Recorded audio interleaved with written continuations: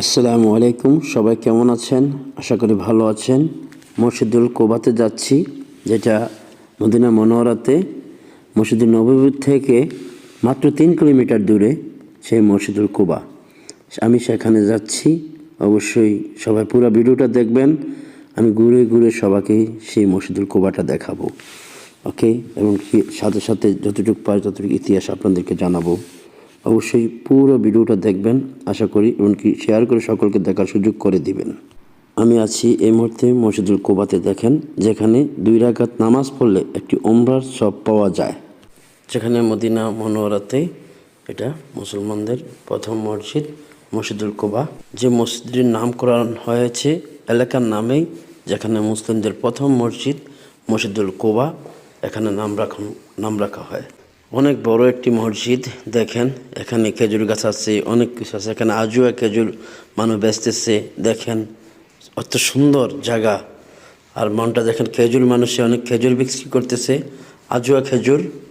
দেখেন সবাই, এত সুন্দর জায়গা, এত সুন্দর করে রেখেছে, পরিষ্কার করে রেখেছে। সুবহানাল্লাহ, এত সুন্দর লাগে। দেখেন, মসজিদুল কোবাতে আমি যাচ্ছি। দেখেন, খুব সুন্দর একটি নিরিবিলি জায়গা, নিরিবিলি পরিবেশ, একাকার। দেখেই মনটা ভরে যায়, মনটা শান্ত হয়ে যায় এরকম একটা জায়গায় এলে।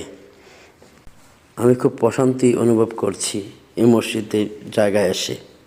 হিজরতের প্রথম দিনেই এই মসজিদের কাজ এখানে করার শুরু করে হযরত মুহাম্মদ সাল্লাল্লাহু আলাইহি সাল্লাম। যখন প্রথম মসজিদের কাজটা শুরু হয়, তখন কিবলার দিকেই প্রথম পাথরটি এখানে বসানো হয়।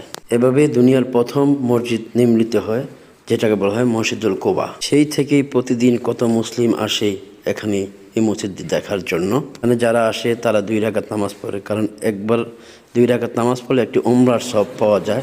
দেখেন সবাই নামাজ পড়তেছে। দুনিয়াতে যত মসজিদ আছে, সেই মসজিদুল কোবা 4 নম্বরে আছে।